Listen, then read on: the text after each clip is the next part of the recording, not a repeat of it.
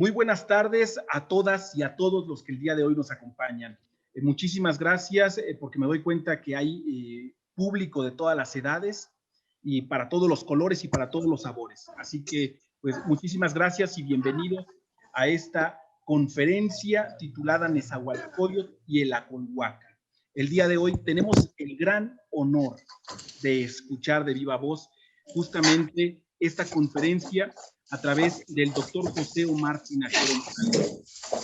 Déjenme contarles que estas redes sociales no solamente nos han permitido trasladar la voz y la imagen a otras fronteras, sino que también nos ha permitido gestionar con grandes personalidades como el doctor Tinajero el día de hoy, que a través de una investigación que realizó y la pudimos publicar en redes sociales, pues nos tomamos la labor de buscarlo y dar con él, y nos dimos cuenta que es parte de la zona oriente del Estado de México y no lo sabíamos. Así que, maestro, doctor, bienvenido a esta conferencia y este es su espacio. Muchas gracias, maestro Pita, un honor aquí el poder dar esta conferencia. Bueno, primero, en este marco del Día del Libro que está próximo a celebrarse el 23, y bueno, también dentro del marco de lo que es el Centro Cultural Bicentenario. Entonces, pues es un gran honor para mí poder estar aquí. Y pues hoy vamos a hablar de Nezahualcóyotl, un personaje maravilloso. He tenido yo oportunidad de recorrer varias partes del país y precisamente le decía al maestro Pita, a veces nosotros nos preguntan de dónde vienes, entonces a veces no decimos de Tepetlaustó, de Papalotla, sino como para ubicar más a la gente decimos de Texcoco. Y cuando decimos Texcoco, muchas veces lo que nos dice la gente, Nezahualcóyotl. Entonces ese es el primer punto de referencia cuando se habla de Texcoco. Claro. Pero doctor, si me permite, justamente antes de entrar en materia con Nezahualcóyotl, me encantaría que nuestro público conozca un poco más de usted. Sí. Me permite, me encantaría leer un poco sobre la semblanza curricular de nuestro invitado el día de hoy. Sí, adelante. ¿Me permite? Sí. El doctor Tinajero es originario de Tepetlaostoc. Es licenciado en etnohistoria por la Escuela Nacional de Antropología e Historia. Maestro en estudios regionales por el Instituto de Investigaciones Dr. José María Luis Mora y estudió su doctorado en geografía por la UNAM.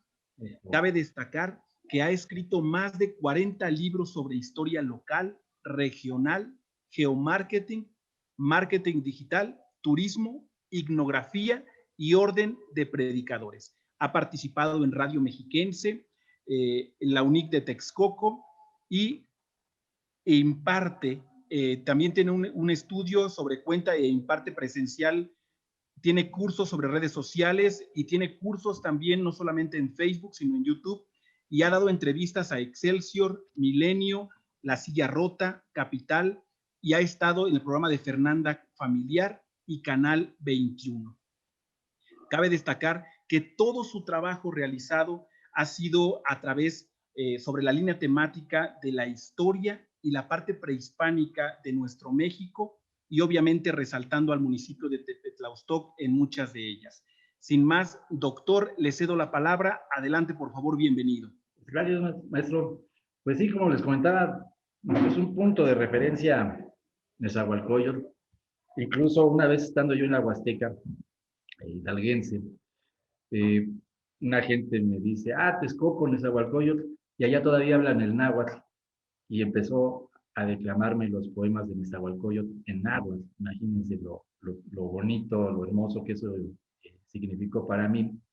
Entonces, pues, ahora que tengo esta oportunidad de poder hablar de Nezahualcóyotl, pues va a ser un gran placer. Entonces vamos a empezar con esto, con esta plática, con esta charla. Ahí le pido por favor a nuestro compañero Eduardo Serrano que nos pase la primera lámina de la presentación. Hicimos una pequeña presentación y precisamente ahí tenemos a la imagen de Nezahualcóyotl. Ahí en la central está basada en las relaciones geográficas. Y ahí lo vemos como un guerrero y vemos ahí el símbolo en el escudo, veíamos precisamente el símbolo de Nezahualcóyotl. La que sigue, don Eduardo. En esta conferencia mi idea va a ser unir puntos como decía un gran personaje de la tecnología que fue Steve Jobs, una de las cosas importantes en la vida es saber unir puntos. Entonces, la historia precisamente se dedica a unir puntos y hay un concepto que llamamos que es la historicidad, que es el conjuntar el pasado con el presente y el futuro. Entonces, vamos a estar viendo algunos aspectos de diferentes etapas históricas para poder lograr esto de unir puntos.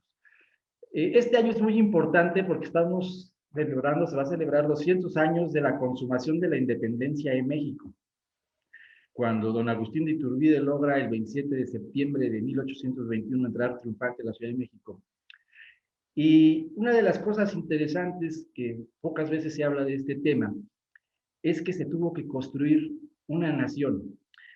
Y en este caso Iturbide tuvo que retomar algunos puntos, algunos símbolos del pasado prehispánico.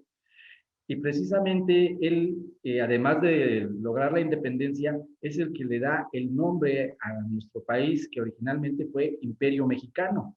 Y precisamente lo que hace es regresar a ese pasado prehispánico y retoma la idea del Imperio Mexica, el Imperio de México. Y de ahí lo retoma, y por eso es que en el siglo XIX habla y le da el nombre al país de Imperio Mexicano. Ahora, Iturbide también tiene, ahora sí, el mérito de haber construido la bandera, de haber puesto los colores, le llaman el inductor de los colores, pero también ya cuando es emperador pone como símbolo, como escudo, el águila devorando a la serpiente, que es el símbolo fundacional de la Ciudad de México. Entonces, esta parte de regresar al pasado era interesante cuando se empieza a construir esta nación. La que sigue. Hubo un momento en que al crearse la República Federal, la República Mexicana, se tuvo que buscar una capital, un distrito federal, y se concluyó que tenía que ser la Ciudad de México. Entonces, ¿qué sucedió? Que el Estado de México se quedó sin su capital, natural, que era la Ciudad de México, y se tuvo que buscar una nueva capital. Y esa nueva capital estuvo barajeándose varias ciudades, y ahí hubo dos personajes muy importantes que fueron Carlos María de Bustamante y don José María Luis Mora, quienes consideraron que la capital del Estado de México tendría que ser Texcoco. Y en 1826, precisamente para fundamentar esa idea, Bustamante hizo un libro que se llamó Texcoco en sus últimos tiempos y de sus antiguos reyes. Y precisamente ahí se dedicó a hablar en especial sobre la vida de Nezahualcóyotl. Y entonces él aprovechó esta parte de la historia para poder demostrar que Texcoco debía de ser la capital del Estado de México. Por eso, ya ven que por ahí está la Plaza de las Tradiciones, hay un monumento a Carlos María de Bustamante, porque precisamente él defendió desde un punto de vista histórico, a partir de la biografía de Nezahualcóyotl, que Texcoco debería de ser la capital. Por otro lado, un político liberal que nació en Chamacuero, Guanajuato, hoy Comonfort, don José María Luis Mora, fue el presidente del Congreso del Estado de México y también apoyó esta idea de Bustamante. Y como dato curioso, pues en el año de 1827, Texcoco fue la capital del Estado de México. Y como uno de los grandes logros fue que se promulgó la primera constitución local el 14 de febrero de 1827. Entonces, ya ven que la cabecera se llama Texcoco de Mora. Y entonces, bueno, ¿y quién fue Mora, no? Pues precisamente fue el presidente del primer Congreso del Estado de México y fue el que, pues, dio a conocer esta constitución y junto con Bustamante había sido de las personas que habían trabajado porque Texcoco fuera la capital del Estado de México. Entonces aquí es interesante ver cómo la historia sirvió para, en ese momento, justificar por qué Texcoco tenía ese honor. Y precisamente el personaje eje, el personaje clave era Nezahualcóyotl. Entonces vamos a entrar ahora sí ya en materia, después de este marco, vamos a a entrar ahora sí ya de lleno a lo que es la vida de Nezahualcóyotl. La siguiente, don Eduardo, por favor. Nezahualcóyotl como un modelo de gobernante humanista. Hay una cuestión curiosa, mientras que en Europa, a la vez que aquí en Mesoamérica se estaba llevando un movimiento humanista, también se estaba dando un movimiento humanista en Europa. Hay que recordar que el siglo XV es el siglo del Renacimiento y del humanismo. En Europa era regresar a estas ideas de Grecia y de Roma, y en el México prehispánico, en esas épocas, era regresar hacia la cultura tolteca. Entonces, la cultura tolteca era como que el gran punto de referencia, y Nezahualcóyotl va a ser uno de los grandes representantes de esta cultura tolteca, aunque él era de linaje chichimeca, como vamos a ver posteriormente. Entonces, fíjense qué hermosa manera de expresar él este humanismo. Amo el canto del cenzontle, pájaro de 400 voces. Amo el color del jade y del enervante perfume de las flores, pero más amo mi hermano, el hombre, ¿no? O sea, ahí ya entramos con esta parte de Nezahualcóyotl, el filósofo, el poeta que ha admirado a propios y extraños. La que sigue. En la vida de Nezahualcóyotl pues, hay diferentes etapas. Obviamente empezamos con la niñez. Su nombre era Nezahualcóyotl Acolmistli. Nezahualcóyotl quiere decir coyote hambriento o coyote en ayuno, y Acolmistli quiere decir brazo de león. Esos eran sus nombres. Él nació el 28 de abril de 1402, aunque bueno, hay polémicas ahí hay algunas otras fechas alternativas, pero bueno, el año de 1402 es el año que se toma como referencia. Él era hijo de Iztlizóchitl y de Matlacíhuatl. Su papá venía con todo este linaje que se puede ir rastreando de los chichimecas de Xolotl. Precisamente el gran personaje de este linaje era Xolotl, que fue el que condujo a los chichimecas y estableció su capital en Tenayuca. Y de ahí, bueno, de Xolotl, pues sigue Nopaltzin, luego Tlotzin, Quinantzin, Techotlala, Iztlizóchitl y precisamente en Nezahualcóyotl. Y su mamá, Matlacíhuatl, era de linaje mexica, era hija de Huitzilihuitl y hermana de Chimalpopoca. Hay que tener en cuenta que en esta época prehispánica todas estas cuestiones de los parentescos y los linajes era muy importante por las alianzas políticas que se podían llevar a cabo, ¿no? Entonces, por eso ahorita no hay que perder de vista esta importancia de sus vínculos, tanto con la parte chichimeca como con la parte mexica. Él tuvo, como los niños de esa época, pues primero su educación, los primeros años de la educación eran impartidos por los papás, y ya después, ya que cuando tenían uso de razón, se llevaban al Calmecac, que era la escuela para los nobles, mientras que el pueblo iba a otra escuela que se llamaba el Telpochcay. Entonces, en el caso de Nezahualcóyotl, como era noble, fue al Calmecac, y los que salían del Calmecac salían ahora sí como con el grado de tlamacasque, es decir, de sacerdote. Ahí le enseñaron a hablar correctamente.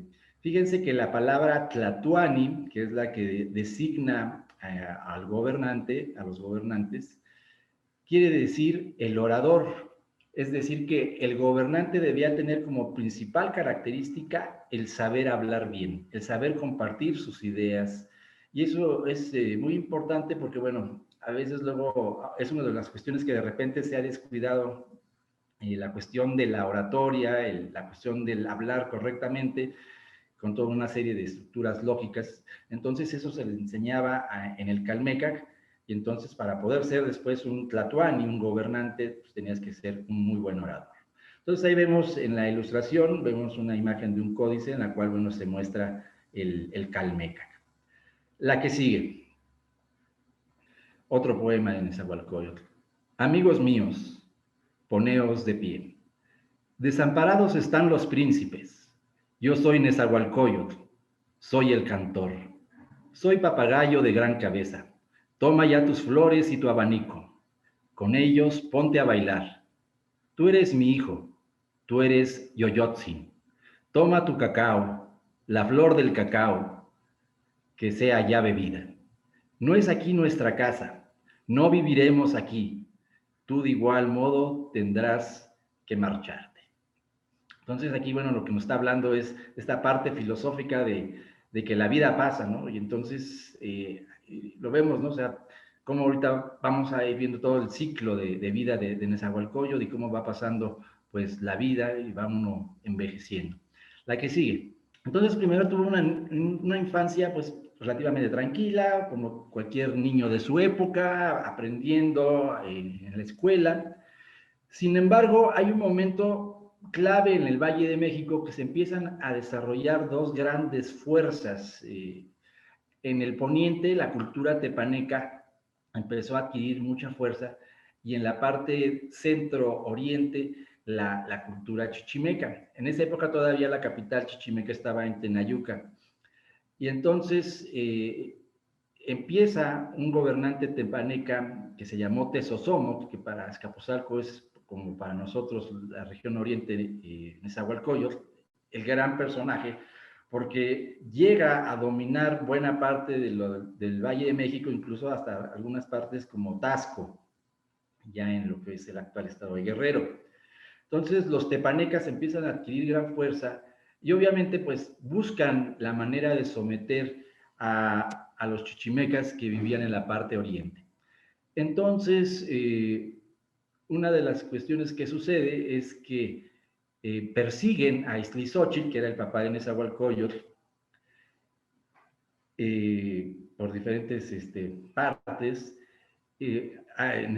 Tezosomoc había hecho una alianza con México y con Tlatelolco para vencer a Texcoco, y hay un momento en que queda ahora sí arrinconado Iztlizóchitl, y entonces ante la angustia de ver que ya lo iban a capturar, esconde a Nezahualcóyotl en un árbol, que es lo que vemos en la imagen de abajo. Vemos cómo Nezahualcóyotl está escondido ahí en un árbol y ve cómo matan a su papá. Entonces, para Nezahualcóyotl en ese momento es un cambio radical de su vida, en un momento en que de ser un príncipe que llevaba una vida muy tranquila, a tener que andar ahora sí, como decían, a salto de mata. Entonces, él anduvo alrededor de 13 años en el exilio. Primero se fue hacia Tlaxcala, que era donde tenía algunos parientes. Después, sus tías mexicas trataron de convencer un poco a Tezosomoc de que lo dejara regresar, si no a Texcoco, por lo menos a la Ciudad de México. Estuvo un tiempo también en Ciudad de México, siempre muy vigilado por las fuerzas tepanecas, y hay un momento en que llega a regresar a Texcoco, no siendo reconocido como gobernante, simplemente como un habitante más, pero es una época muy, muy dura la que le toca en esa época vivir a Nezahualcóyotl. Imagínense de repente vivir a veces en situaciones pues adversas, lo que lleva un exilio, y pues además había pues la condena de que en el momento que se pudiera pues lo llegaran a matar. La que sigue. Hasta ahora es feliz mi corazón. Escucho un canto, veo una flor, que jamás se marchiten en la tierra. La que sigue. Todos estos poemas son poemas de Nezahualcóyotl. La tercera etapa de su vida es Nezahualcóyotl, el guerrero que reconquista su reino. Entonces hemos visto un Nezahualcóyotl filósofo, un Nezahualcóyotl poeta, pero también no hay que perder de vista el Nezahualcóyotl guerrero. En el año de 1426 muere Tezosomoc, el señor de Azcapotzalco, y entonces sube al poder de manera, ahora sí, una manera muy brusca de llegar al poder, Maxtla. Maxtla, para poder llegar al poder, en primer lugar mató a su hermano Tayatzin, pero también mató al rey de México, Chimalpopoca. Entonces, hay veces en la vida que uno gana, pero a la larga pierde uno más. ¿Por qué? Porque en este caso Maxtla pues se quedó en el poder, ganó el poder, pero a la vez se quedó sin sus antiguos aliados, los antiguos aliados de Azcapotzalco. Entonces los mexicas pues dijeron, oye, ¿cómo es posible que este personaje pues ya nos mató a nuestro rey, a Chimalpopoca? Entonces paradójicamente, Nezahualcóyotl, que estuvo en el momento más crítico de su vida, estuvo muchas veces a punto de morir, como les decía hace rato, se le abre un mundo a Nezahualcóyotl porque dice, los que antes eran mis enemigos ahora pueden ser mis amigos, pueden ser mis aliados. Entonces empieza a hacer primero alianzas con los tlaxcaltecas, con los huejotzingas, y después va a hacer alianza con los mexicas y con los tlatelolcas para poder vencer todos juntos a Azcapotzalco, que en esta época ya estaba gobernado por Maxtla. Entonces es una situación complicada. En 1427 subió al poder México Izcóatl, que se unió a Tlatelolco para enfrentar a los tepanecas, y entonces en 1427 es cuando se considera el año del inicio de esta guerra tepaneca. Después se les une Nezahualcóyotl, y ahora sí, como diríamos vulgarmente, pues ahora sí les echaron un montón, casi todos los pueblos circunvecinos a los tepanecas. En 1428 Nezahualcóyotl entró a Azcapotzalco y mató a Maxtla. Aquí hay algunas divergencias.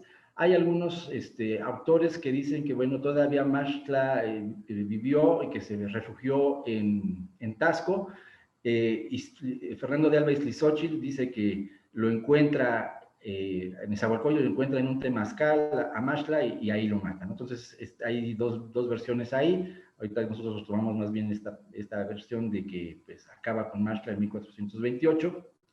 Todavía de 1429 a 1430, Nezahualcóyotl tuvo que luchar para lograr el control absoluto de Texcoco contra algunos disidentes acolhuas, tepanecas, que se habían rebelado en el mismo Texcoco, ¿no? La que sigue. Y aquí entra en un término que, bueno, ya ven que la conferencia se llama Nezahualcóyotl y el Acolhuacán. El Acolhua es un personaje muy interesante, un grupo cultural que había sido olvidado incluso hasta de los libros de texto. Cuando hablábamos a veces, por ejemplo, de Nezahualcóyotl, había gente que lo quería ver en la lista de los reyes mexicas y pues no salía, no sé si entonces qué pasó. Otros, cuando se hablaba, por ejemplo, de la Triple Alianza, que ahorita vamos a hablar de la Triple Alianza, decían, bueno, está México, pues están los mexicas, está Tacuba, están los tepanecas, y en Texcoco, ¿quiénes vivían en esa época, no? Entonces, bueno, el término era Acolhua, el grupo era el grupo Acolhua. Este grupo Acolhua había tenido su origen precisamente en el lugar donde estoy ahorita aquí, es Cuautlinchán, y Cuautlinchán había sido el primer lugar donde se había generado esta cultura de Acolhua, y después se va a ir expandiendo a todo lo que es el oriente. Y el Acolhua se va a caracterizar porque tiene esta línea tanto tolteca como chichimeca. De hecho, actualmente al grupo Acolhua también se le llama Nación Tolteca Chichimeca por esta unión de estos dos linajes. Juan Bautista Pomar, que es uno de los grandes cronistas texcocanos, así define a los Acolhuas y al Acolhuacán. Llamando a la comarca de la ciudad y su provincia Acolhuacan, en memoria de los chichimecas, sus primeros pobladores, porque era gente más dispuesta y alta de los hombros arriba que los culhuaque, porque acol quiere decir hombro, de manera que acolhuaque se interpreta hombrudos. Y así nombraron a esta provincia Acolhuacan, que es como decir tierra y provincia de los hombres hombrudos.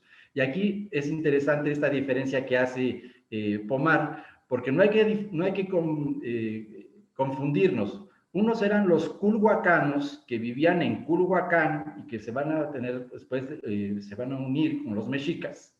Va a haber ahí una afiliación por y después rey Acamapichtli. Y otra cosa eran los acolhuas, o sea, tener la A es muy importante esta inicial. Entonces, unos eran los culhuacanos o culúas y otros eran los acolhuas. En la región oriente del Estado de México, lo que es el Estado de México, pues eran acolhuas. Y la región se llamaba Acolhuacán, por esta idea de que eran hombres muy altos, eran hombres hombrudos, ¿no? Y entonces, por ejemplo, Nezahualcóyotl dice, mira, me he llegado, soy la blanca flor, soy el faisán, está erguido esparciendo flores, vengo de Acolhuacan.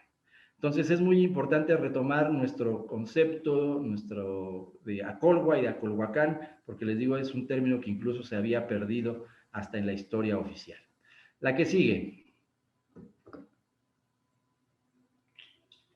Ahí viene la parte así como impactante, ¿no? De la parte más medular de la vida de Nezahualcóyotl, el constructor de la Colhuacan.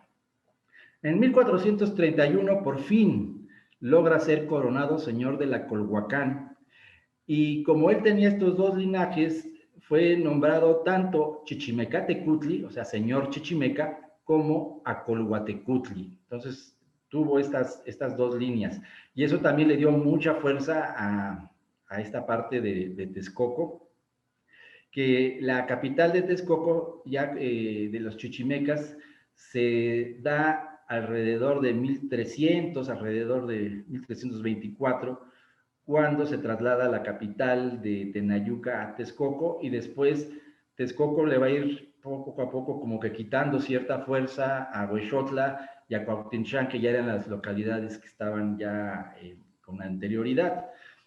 Entonces, Texcoco se convirtió, el señorío y la ciudad de Texcoco se convirtieron en la capital del Acolhuacan.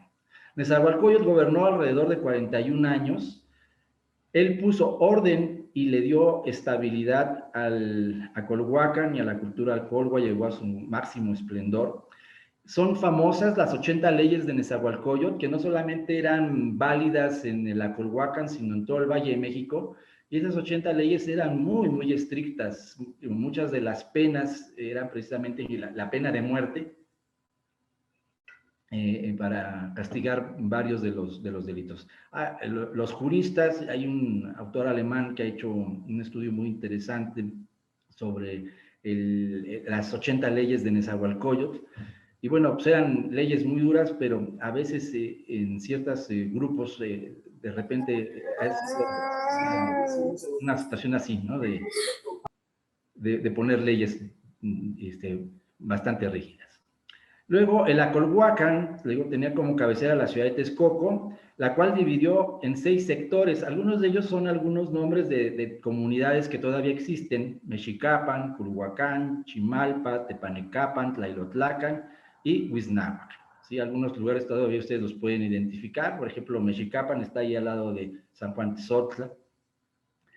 Luego, otra cuestión interesante es que Nezahualcóyotl logró que la Acolhuacan fuera un polo de conocimiento, es decir, un lugar donde se creaba conocimiento, pero a la vez se irradiaba hacia toda Mesoamérica. Uno de los grandes puntos fue la cuestión de los códices. En náhuatl, códice se dice amochtli y biblioteca se dice amoxcali. Las escuelas, como decíamos, se llamaban Calmecac y Telpoxcali.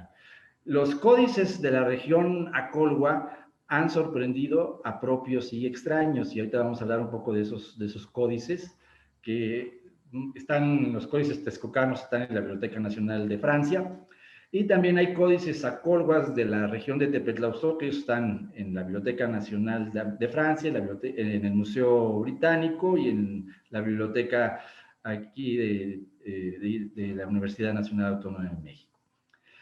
Entonces, pues los códices maravillaron a los grandes estudiosos que han hecho aquí análisis de los códices, y veían que había una gran cultura, se podía tratar cualquier tema, historia, geografía, matemáticas, y existía una escritura, porque muchas veces se pensó que no existía escritura en Mesoamérica, y no, se consideró que es una escritura, pero que se llama morfosilábica, es decir, que cada dibujo que ve uno en los códices representa un sonido, y que juntando los sonidos te va dando una palabra, por lo tanto se podían leer. Eso lo descubrió un maestro mío que se llamó Joaquín Galarza, que en paz descanse, y que nos enseñó precisamente esta cuestión de cómo leer un códice.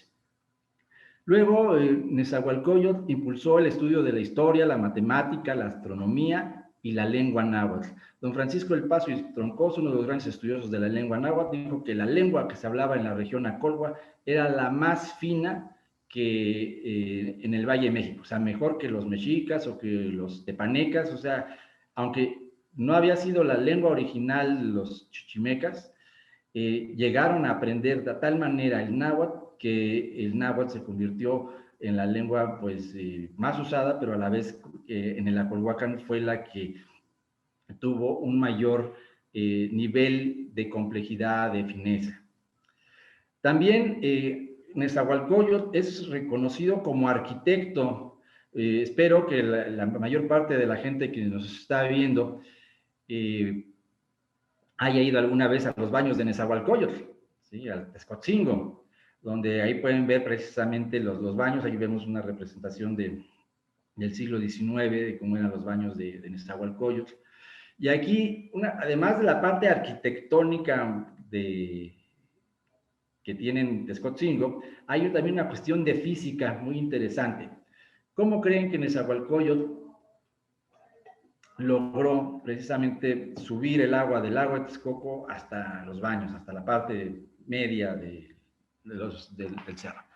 Usando un principio de física que son los vasos comunicantes. Entonces, por medio de los vasos comunicantes, y eso lo hizo antes que incluso que algunos físicos de Europa como Pascal, por medio de esta cuestión de los vasos comunicantes, llegaba el agua desde la parte baja del lago de Texcoco hasta la parte de arriba de Texcotzingo. Entonces, también él hizo algunos acueductos en Chapultepec y en parte del lago de Texcoco para poder suministrar agua, y también hizo diques. Estos diques servían para, el agua del lago de Texcoco era salada, entonces para evitar que contaminara con la sal a las partes dulces de los otros lagos, como el lago de Chalco, el lago de Zumpango, entonces se generaron una serie de diques. Entonces, estamos hablando de un hombre multifacético, de un genio que lo mismo te podía hablar de historia, de filosofía, de leyes, de matemáticas, de física. Entonces, eso admiraba, pero hay que ver también que no lo hacía solo. Él siempre tuvo sus asesores, y en esa época se asesoraban de la gente más grande. Había consejos de ancianos, había consejos de sabios, y entonces ese tomar en cuenta a esas personas que podemos llamar creativos, asesores, consultores, eran los que también ayudaban a que Nezahualcóyotl pudiera tocar tantos temas. Una de las cosas muy interesantes es que creía en el Tloquenahuaque, el dios del cerca y del junto, el dios invisible, que en esa época, desde el punto de vista teológico, filosófico, era algo de avanzada, tomando en cuenta que la mayoría de los demás grupos que había en México, pues eran totalmente politeístas. Y Nezahualcóyotl es el primero que empieza a hablar de la posibilidad de un dios invisible, de un dios creador, y a un dios al que no se le debían de hacer sacrificios. Entonces eso empezó a generar una ruptura muy interesante con los mexicas, porque incluso los mexicas les habían impuesto a los texcocanos el crear un templo mayor a usanza, como el que está en Ciudad de México, con su altar a Tlaloc y a Huitzilopochtli, que era una deidad de origen mexica. Entonces, Nezahualcóyotl empieza como que a cuestionarse todo esto y empieza a pensar en que puede haber un Dios invisible y un Dios creador de todo. Otra de las cosas es que restituyó a varios tlatoanis en sus señoríos, constituyendo el Acolhuacan 14 señoríos. Y ahorita vamos a ver en la siguiente lámina precisamente cuáles eran esos señoríos. La que sigue. Esta es una lámina del mapa Quinantzin, que es uno de los códices texcocanos, que les digo que está en la Biblioteca Nacional de Francia. Este códice es muy interesante y ahí nos muestra lo que es el Palacio de Nezahualcóyotl. El Palacio de Nezahualcóyotl se considera que está en lo que hoy llamamos Los Melones, que es una de las zonas arqueológicas que están en el centro de Texcoco. Este códice ahí nos muestra los 14 señoríos acolhuas. En primer nivel estaría obviamente pues Texcoco, la capital. En un segundo nivel estarían Huexotla, Cuautlinchán, Chimalhuacán, que son municipios que están hacia la parte del sur. Luego estaría Teotihuacán, Acolma y Tepetlaustop. En un tercer nivel estarían Tepexpan, Tenayuca, Chiconautla, Chiautla, Otompan, que es Otumba, Tulancingo, que es Tulancingo, y Huachinango, que es Huachinango, Puebla. Entonces, imagínense, simplemente ya estamos hablando de ya lugares ya más allá del Estado de México, ¿no? Entonces, ahí se ve precisamente los gobernantes de estos señoríos y que los restituyó precisamente en Nezahualcóyotl para tener una mayor fuerza y para que hubiera una mayor cercanía con la gente. La que sigue. Esquemáticamente, más o menos, podríamos decir que el Acolhuacan estaba dividido en 3 partes. El Acolhuacan medular, que está, en cierta manera, por 12 municipios que son los que están en el oriente del Estado de México, que podríamos decir que son los municipios acolhuas, que ahorita vamos a hablar cuáles son.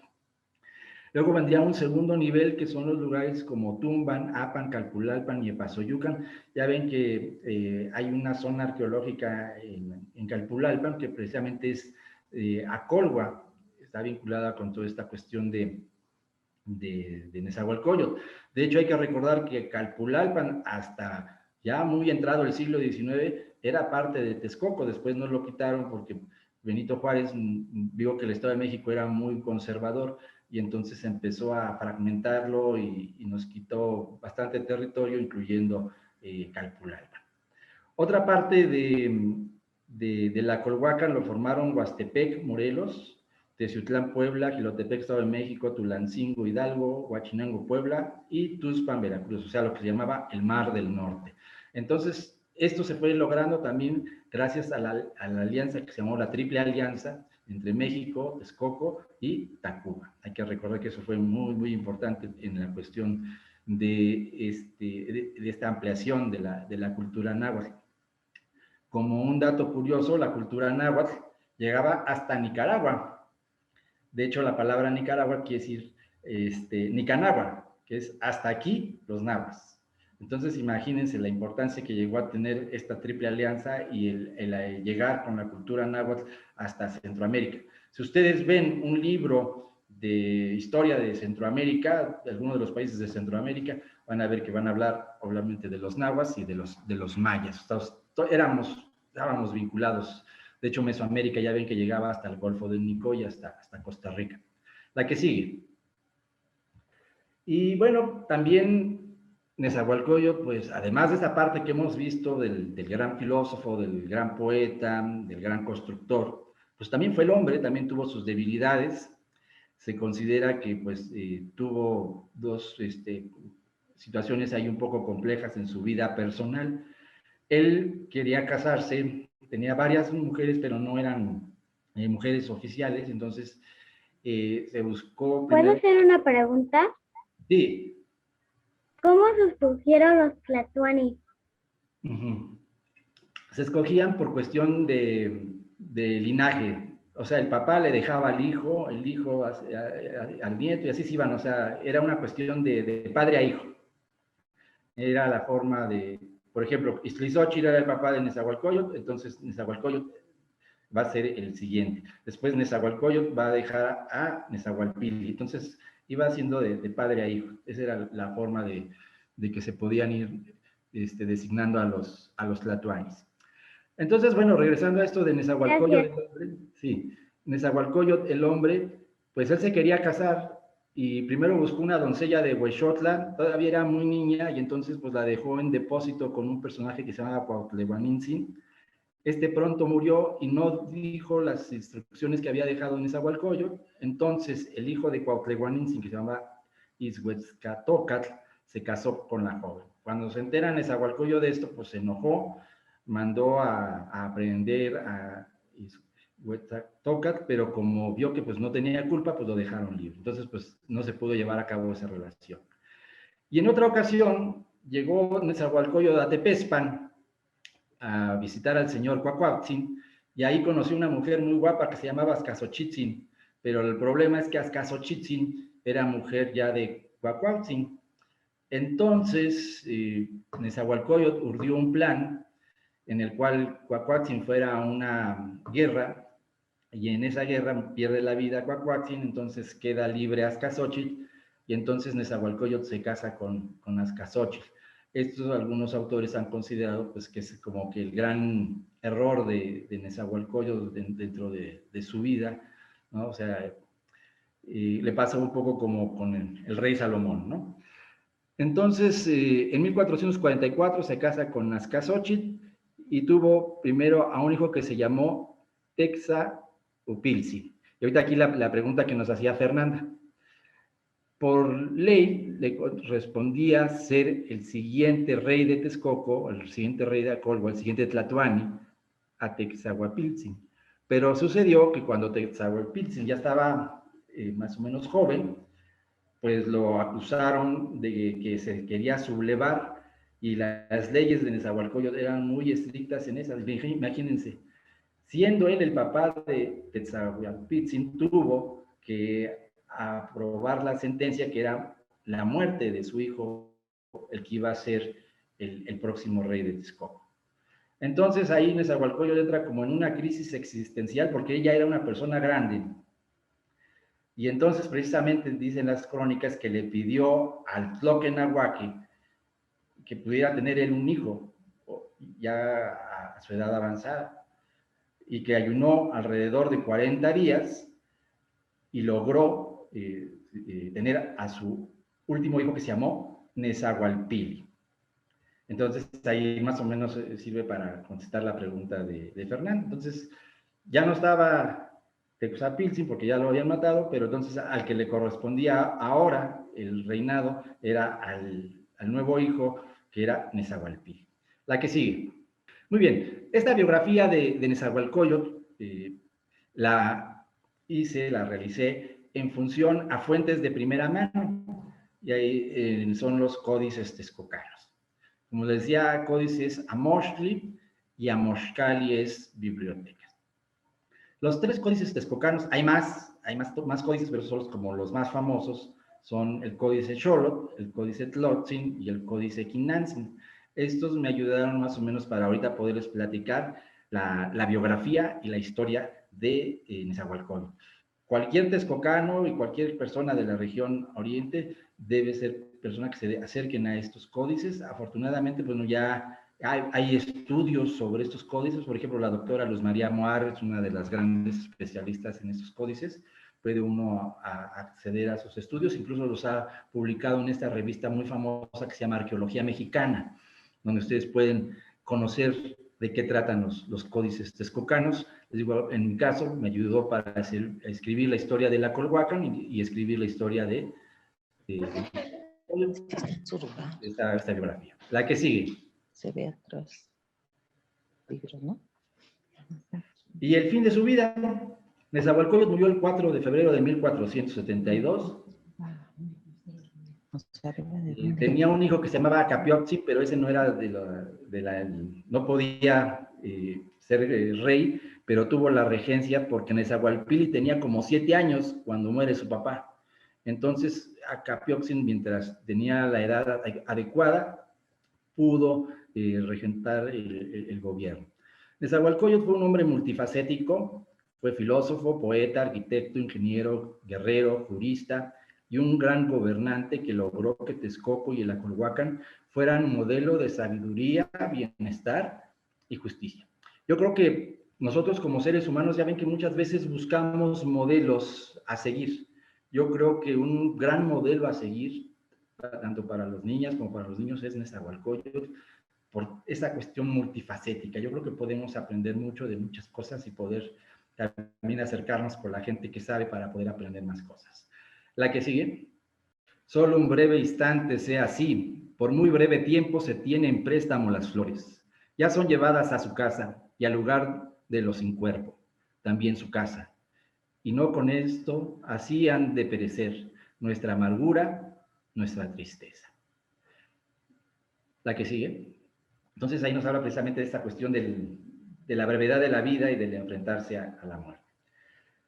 Pues los 12 municipios acolhuas son los siguientes, son Tepetlaustoc, San Martín de las Pirámides, Teotihuacán, Atenco, Tezoyuca, Chiautla, Texcoco, Tepetlaustoc, Papalotla, Chicoloapan y Chimalhuacán. Sí, ahorita actualmente son los que formaríamos la región Acolhua y los que de una u otra manera estamos vinculados a la historia de los chichimecas y de los acolhuas ya para la llegada de los españoles. Ahora, bueno, quiero aprovechar una oportunidad ahorita que ustedes están ahí viendo la conferencia ya ven que hay un código QR. Si ustedes le sacan ahorita una foto al código QR o lo escanean directamente, de regalo va la agenda ACOLWA 2021 para todos los que están viendo la conferencia. Es una agenda que precisamente trae información de estos 12 municipios, información estadística, información histórica turística. Entonces, ese es un regalo que les hago a ustedes. Viene en formato PDF, lo pueden ustedes ver y los pueden incluso descargar su agenda ACOLWA con información de lo que platicamos ahorita e incluso un poquito más de información sobre cómo surge toda esta cuestión de la cultura ACOLWA. Entonces, podríamos decir, ya para concluir esta conferencia y entrar ya a la parte de preguntas y respuestas, y retomando esta idea de la historicidad que les decía de unir puntos, la región ACOLWA tenemos una historia maravillosa, una historia sensacional, que debemos aprovechar en nuestro presente y que tenemos que también tomar en cuenta en el futuro para lograr hacer grandes cosas. Si nuestros antepasados llegaron a hacer cosas como Nezahualcóyotl, y si se tomó en cuenta, por ejemplo, en su momento a Texcoco como capital del Estado de México, yo creo que los texcocanos y la gente que vivimos en los municipios ACOLWAS, creo que podemos hacer mucho por nuestro presente y por nuestro futuro. Y creo que tenemos que llegar mucho a los niños, por eso me da mucho gusto que haya niños aquí en la conferencia, que se sientan orgullosos de su historia y que esa historia los motive a salir adelante y salir triunfantes en la vida y que poder tener modelos como el gran Tlatoani, Nezahualcóyotl. Entonces, esa sería mi conclusión.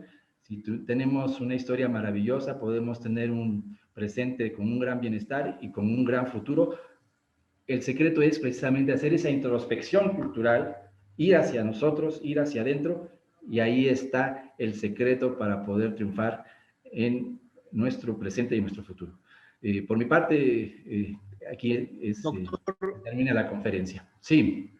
Justamente, la verdad es que yo siempre hay algo que me gusta recalcar muchísimo, tanto con los niños como con los jóvenes.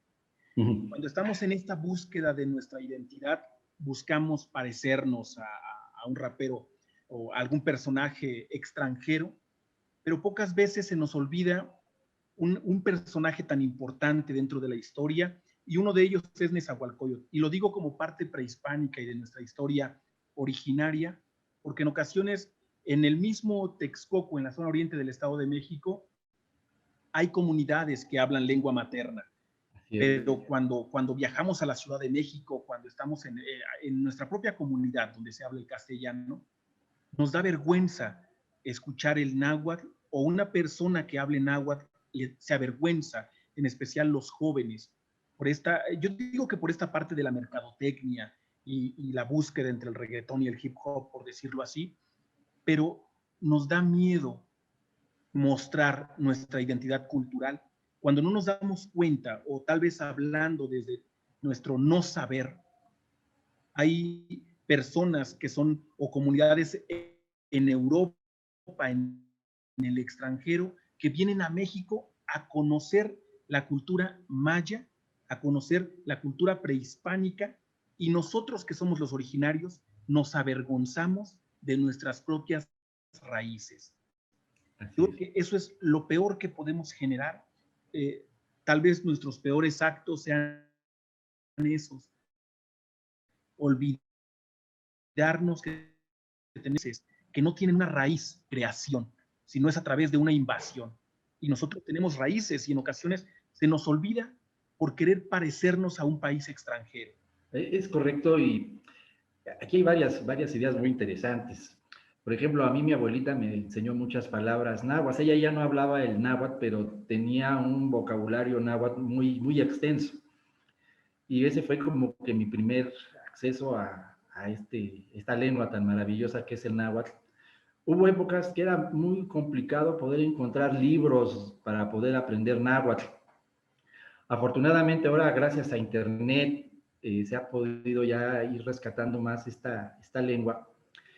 Y bueno, es toda una historia el por qué la gente se avergonzaba de hablar este idioma, porque incluso hubo épocas que le llamaban dialecto, y ahora afortunadamente ya se les ha vuelto a dar el nombre que es lengua o idioma.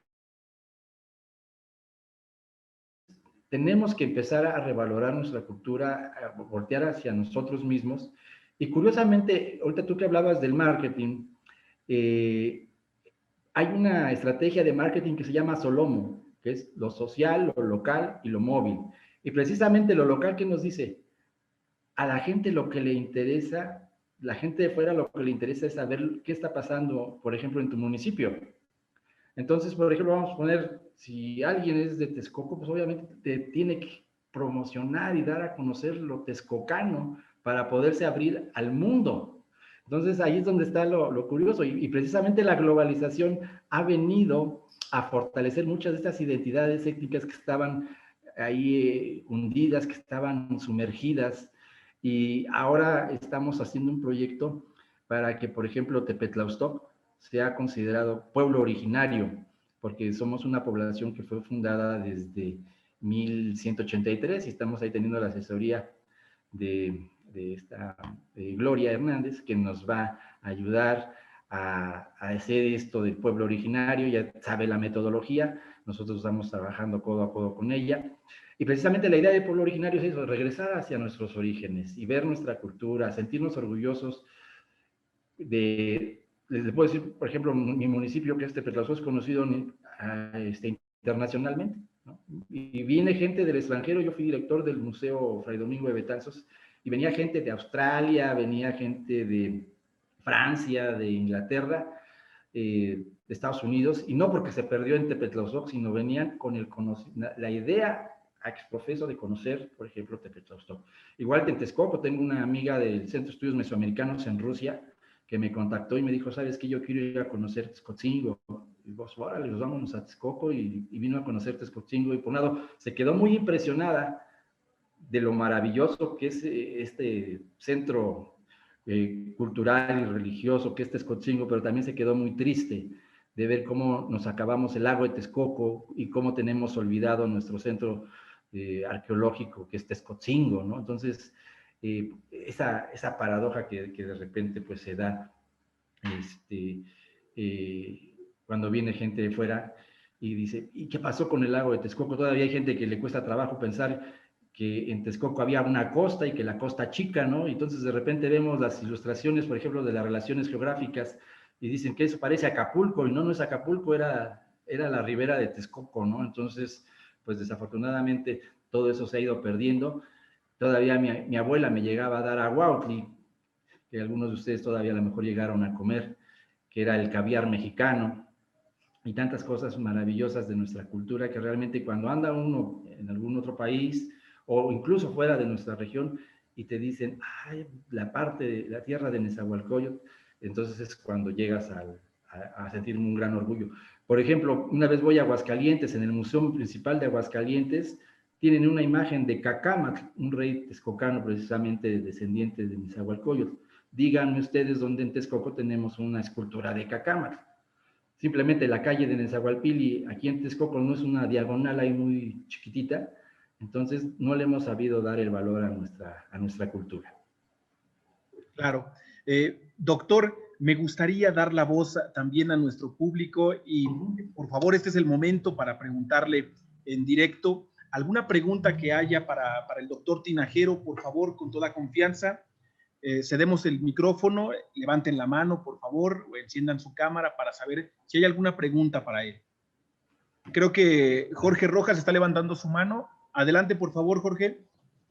Es correcto. Hola, ¿qué tal, maestro? Muchísimas gracias por, sobre todo, la forma de sintetizar esta información tan valiosa, y sobre todo es maravilloso el cómo tanto lo pudo haber metido en este espacio de tiempo, que se le agradece en verdad, porque creo que nos quedó muy claro la importancia de Nezahualcóyotl. Hola, maestra Gloria, un placer verla aquí a la distancia. Qué gusto. Tengo una pregunta en cuestión de, vayamos a retroceder en cuanto se encuentran los códices. ¿Qué impresión le dio a los españoles el de repente darse cuenta que teníamos un genio, porque entiendo que fue paulatino los descubrimientos que se fueron añadiendo conforme a la vida de de Nezahualcóyotl. ¿Cuál fue la impresión de los españoles? O sea, recuerdo que alguna vez leí, guardando las proporciones, de que se le llegó a considerar, obviamente ya fallecido tiempo atrás, pero prácticamente un rockstar, una persona que había rebasado muchísimo los parámetros del ingenio y las proporciones, porque obviamente pues, nos veían la mirada hacia abajo, ¿no? ¿Cuál fue la impresión en ese entonces, maestro? Si nos pudiese más o menos marcar el panorama en cuanto a lo que usted ha estudiado.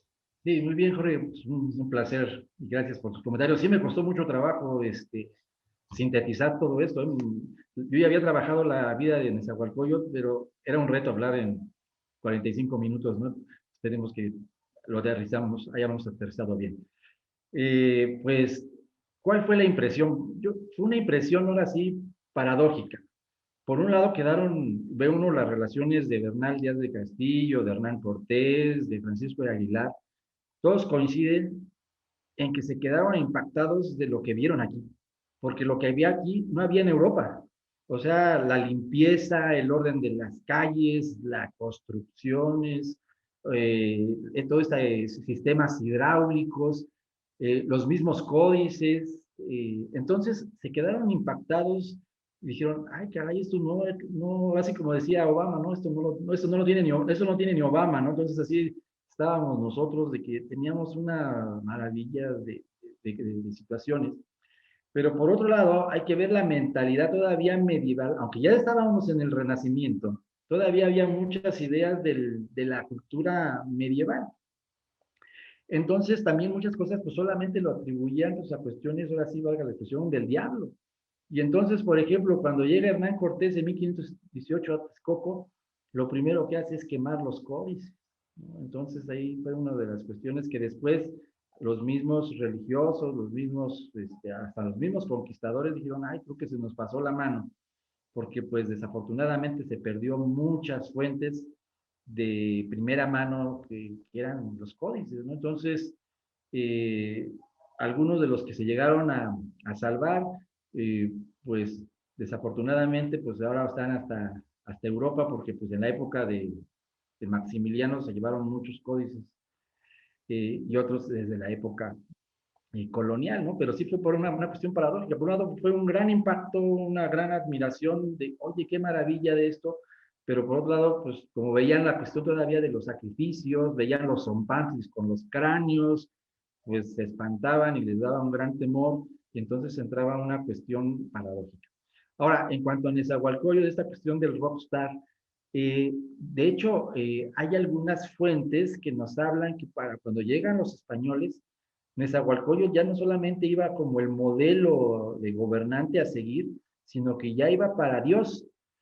En el México prehispánico había mucho esta idea de que aquellos personajes que sobresalían se llegaban a convertir en dioses o en energías, de aquí la maestra Gloria pues, podría yo decir, ¿no? el término más adecuado, estas como energías cósmicas. Y por ejemplo, lo había pasado con Huitzilopochtli. Huitzilopochtli originalmente fue Meshi. Entonces, México quiere decir el lugar de Meshi o Huitzilopochtli. Y Huitzilopochtli o Meshi primero fue un ser humano, fue uno de sus líderes, fue uno de los que abanderó la peregrinación, que en realidad fue una migración, y con el paso del tiempo se convirtió en un dios. Entonces, Nezahualcóyotl ya más o menos iba en ese proceso, y de hecho hay algunas fuentes que dicen que en Texcotzingo ya había un coyote hambriento en ayuno que representaba precisamente a Nezahualcóyotl ya como una deidad. Entonces, probablemente si la conquista hubiera tardado unos 10, 15 años más, probablemente ya cuando llegaban los españoles ya se hubiera habido ya consumado hasta un culto a Nezahualcóyotl, ya no como hombre, sino como Dios. Entonces empieza esta parte ya de lo que es el personaje histórico y de lo que viene siendo ya esa parte mítica, ¿no? Entonces, esa parte también es muy interesante, así que qué bueno que preguntaste esto, Jorge. Doctor, esa parte no me la sabía, ¿eh? Sí, me dejó sorprendido. Ajá. La faceta para un dios. Tenemos una pregunta más y creo que sin querer va muy ligado a usted, doctor. Justamente Ivonne Rodríguez nos pregunta, ¿cómo hacer que los niños y jóvenes le tomen interés a estos temas?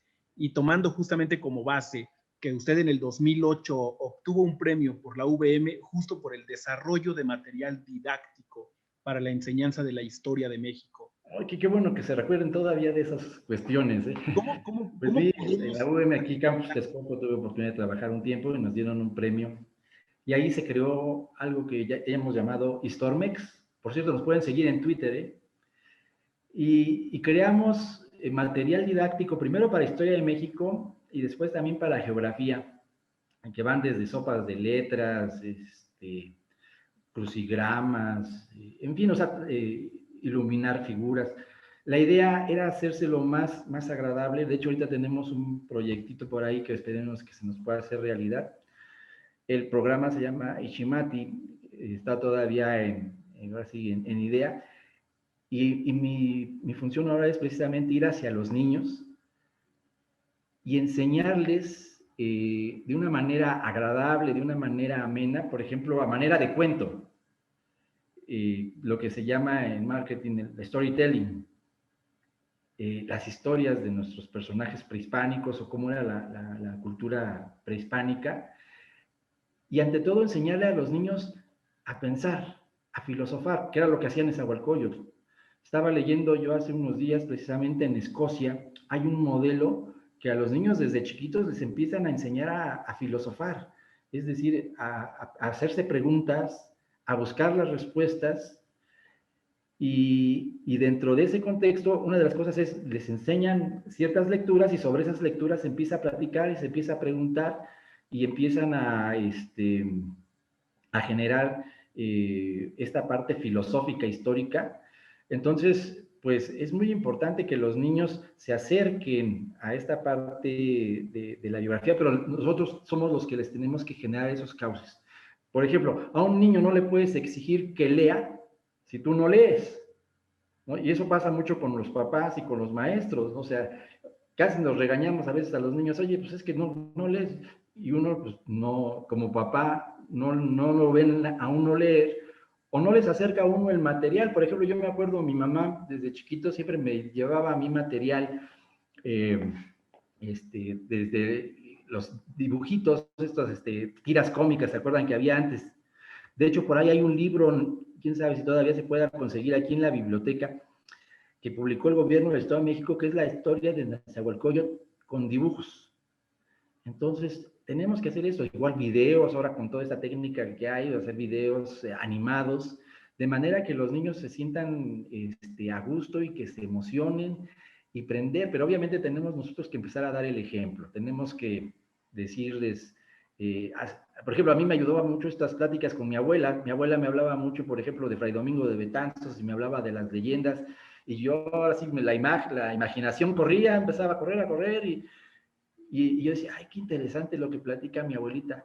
¿Y cuál va a ser mi sorpresa? Que muchos años después, las leyendas que me decía mi abuelita las encuentro yo en las crónicas del siglo XVI. Entonces, imagínate esa emoción. Entonces, también eso yo creo que es muy importante, y aquí la maestra Gloria, que ha luchado mucho por esos consejos de ancianos, tenemos que acercarnos a la gente grande y que nos enseñen, que nos platiquen esas leyendas, esas historias a manera de cuento. Yo creo que esa es una de las cuestiones que tenemos que acercar a nuestros niños. Y de repente, obviamente, las mismas tecnologías los pueden ayudar a aprender también la historia, pero tenemos que generar los materiales didácticos correspondientes. Eso sería. Muchísimas gracias, doctor.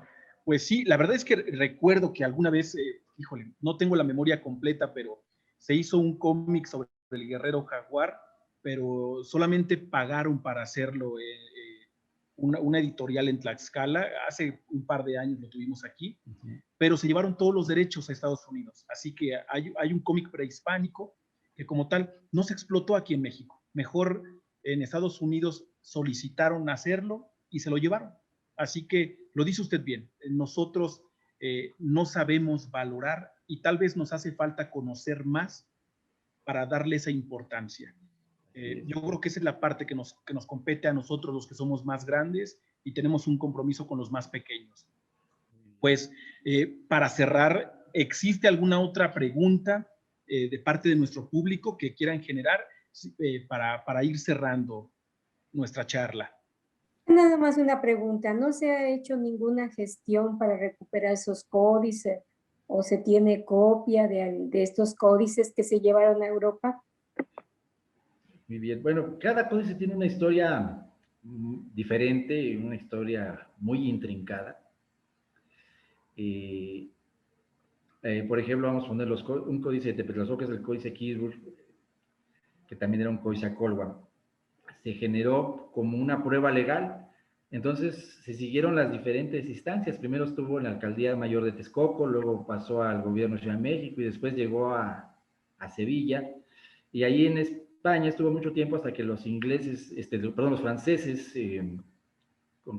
dominaron ahí España, se saquearon las bibliotecas, los archivos y bueno, el códice fue a parar a Inglaterra y lo compró Keseberg y Keseberg ya después lo dejó para el Museo Británico, ¿no? Entonces, por ejemplo, esa es una de las historias. El caso de los códices texcocanos, por ejemplo, ahí los franceses hay unos personajes franceses que los trajeron de México y actualmente se encuentran allá. Ahora, ¿qué le puedo decir? Miren, ahorita que hablábamos precisamente de la valoración de lo propio. En la Sorbona de París hay un doctorado, por ejemplo, de náhuatl. Díganme aquí en México, ¿dónde tenemos nuestros doctorados en náhuatl?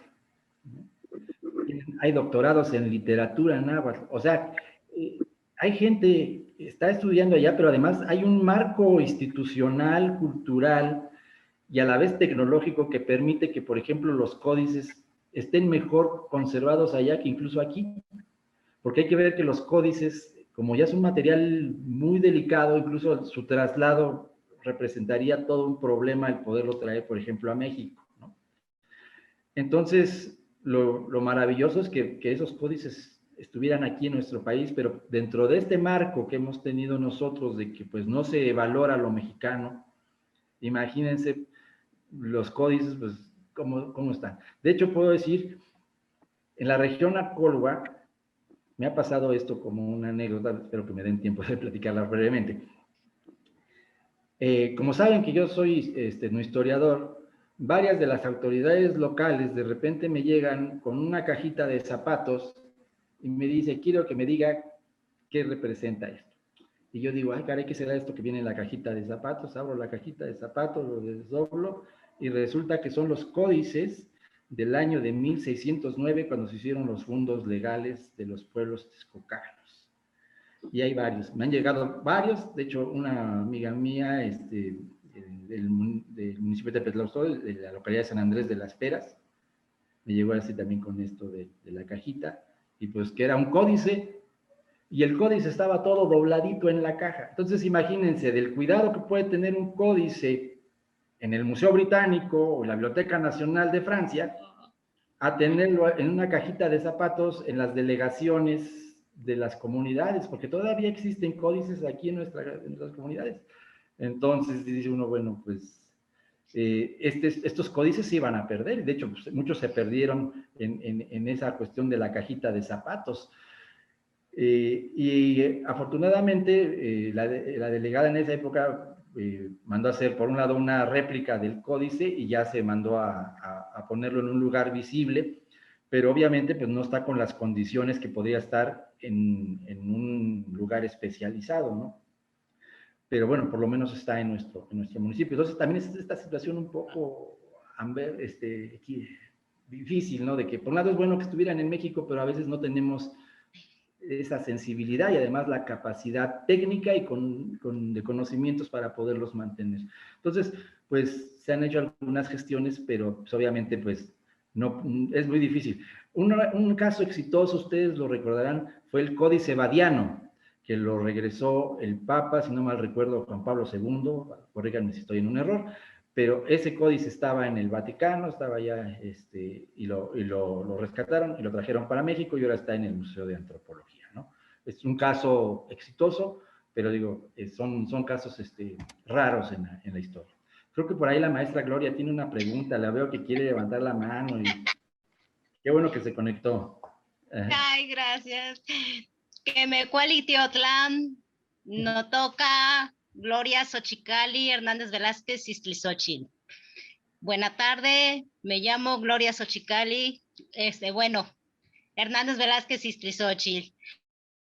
Más que nada es mi agradecimiento al profesor Omar Tinajeros, su servidora, promotora cultural para el reconocimiento de pueblos originarios. El maestro, estoy con él trabajando para que sea reconocido Tepetlaustó y sus barrios. Estamos recuperando muchas partes de lo que es en los pueblos los consejos de ancianos, más aparte su historia desde su raíz, que es lo principal, conocer de dónde venimos y hacia dónde vamos. Conocer sus sitios prehispánicos. Ya no vengo sola, vengo con un equipo de especialistas como profesores de náhuatl, profesores médicos tradicionales, profesores que sepan la tradición de las insignias que se daban aquí en Texcoco, muchos más personajes. También andamos buscando profesores de matemáticas prehispánicas, precisamente para cuando se dé el pueblo de origen, se les den esos talleres para recuperar nuestra memoria ancestral. Y mi agradecimiento al profesor Omar Tinajeros, que en verdad él es mi maestro de iconografía. También soy guía de turistas de toda esta zona oriente y cronista de la purificación Tepetitla. Y mi agradecimiento para el profesor. Y gracias a todos. Entonces, Ocamati. Emma. No, hombre, muchísimas gracias. Pues, gracias. Bien. Híjole, yo creo que con esta participación nos damos cuenta que no solamente tenemos público infantil, sino también público especializado.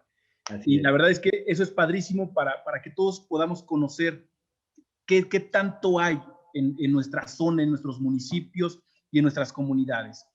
Pues, doctor José Tinajero, la verdad es que les agradezco muchísimo, le agradezco muchísimo a usted por aceptar la invitación. Agradezco muchísimo a todo el público que está aquí. Me doy cuenta que hay muchísimos participantes del CECITEM de Tezoyuca y les agradezco muchísimo que en esta tarde nos puedan regalar una hora y minutos para conocer un poco de nuestro México. Muchísimas gracias a los planteles educativos, gracias a los pequeñitos, gracias a ustedes como público y especialistas como la maestra Gloria, que nos regalan un momento para compartir. Sin más, la Biblioteca del Centro Cultural Mexiquense Bicentenario es su casa y la ahora Secretaría de Cultura y Turismo del Estado de México está para ustedes. Así que, pues no me queda más que agradecer el espacio que nos prestaron el día de hoy. Y doctor Tinajero, gracias por compartir estas experiencias y estos conocimientos con nosotros, que somos simplemente unas esponjas que queremos conocer un poco más. Unas palabras para despedir, doctor. Pues primero agradecer también a Gloria que pudimos estar cerrando ahí en lo de pueblos originarios. Un placer que haya sido mi alumna, yo también es mi maestra. Y ya para terminar, pues diríamos, no para siempre en la tierra, solo un poco aquí. Muchas gracias. Gracias a ustedes. Muchísimas gracias. Tengan una excelente tarde. Espero que hayan disfrutado esta conferencia, esta charla. Nos vemos hasta la próxima. Hasta luego.